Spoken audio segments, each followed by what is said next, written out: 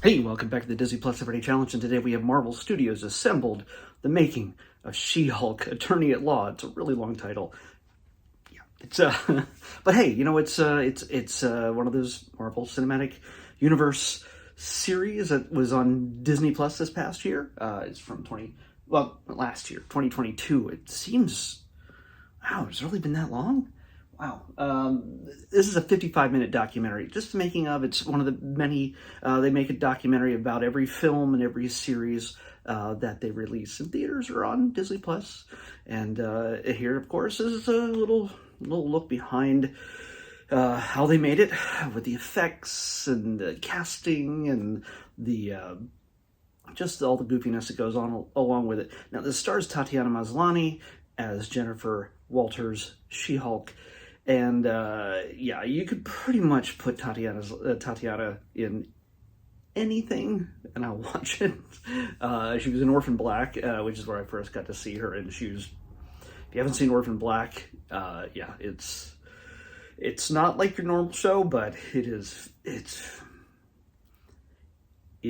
a little bit intense. So I'm just saying that. But it really gets to show off her acting range, let's just say that. Those of you who know what it's all about, well, yeah, you understand that's an understatement. A very big understatement. So yeah, speaking of big understatements, She-Hulk, how do they make her big and green when Tatiana's barely 5 feet tall? She's so tiny. At least I perceive her to be tiny. Compared to everybody else in the cast, she seems pretty petite. But yeah, in this, you get to see how they made that happen. I know some people have a little bit of problem with the effects and everything else. To me, it worked. It's just, yeah, there's probably some ways it could have been better, but for me, I realized what they were going for, and we all know how overworked the effects teams are at Marvel. So, yeah. If certain things aren't 100% perfect, well, you know what? We'll just have to deal with that. It's going to be okay. But hey, this is Marvel's first comedy series. Yeah, the half hour episodes, just going through the life and love and adventures of She-Hulk and Jennifer Walters and all the other characters that come and go, including Daredevil, who has come over from the Netflix series, but in a different way. It's probably a different multiverse version of Matt Murdock. If you didn't watch the show, I don't know why you would have watched me talking about the making of, or the making of, if you haven't watched the show. Spoilers. So yeah, there's going to be spoilers in this.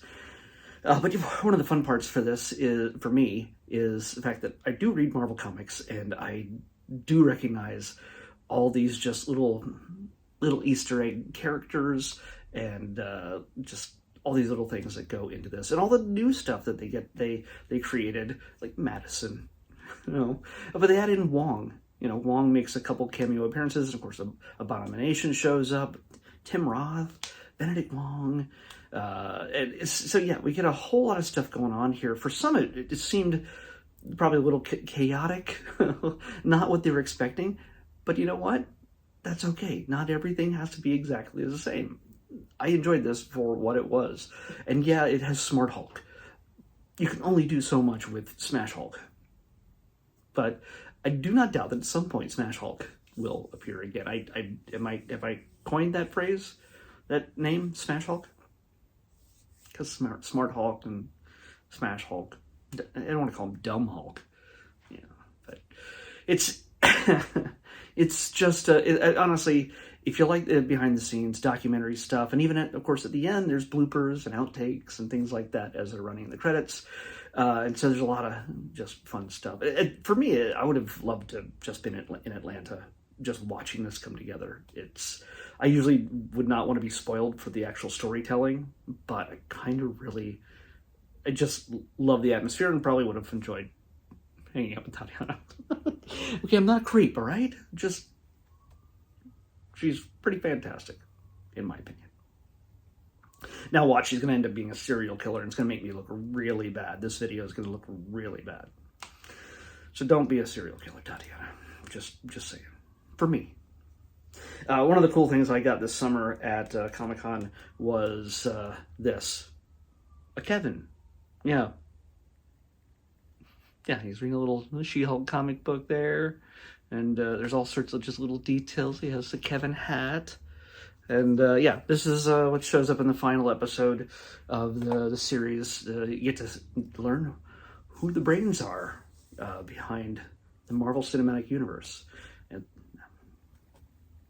that's Kevin. It's not a normal ending for a normal MCU thing, but hey, again, that's pretty freaking fantastic. And yeah, it's I'm hoping there's going to be more, but I'm sure we'll see She-Hulk again at some point.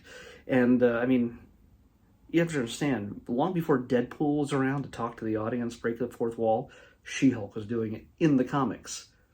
Well, Deadpool does in the comics too, but yeah, She-Hulk was doing it in the comics thanks to John Byrne way back in the 80s. Wow, 80s. Yeah. And he didn't make her look too bad either. So yeah, it was a fun time.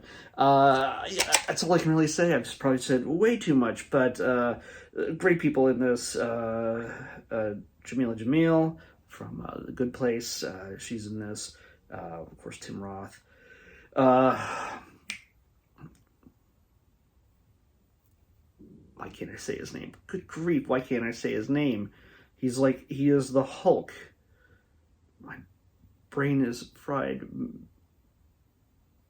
Oh, why? John Bass is in this. He's hilarious. He's always hilarious. Mark Ruffalo. The M was on the edge of my lips. M. And you might have wondered why I didn't use green in my background this time. I just used green yesterday. So I didn't want to do two greens in a row.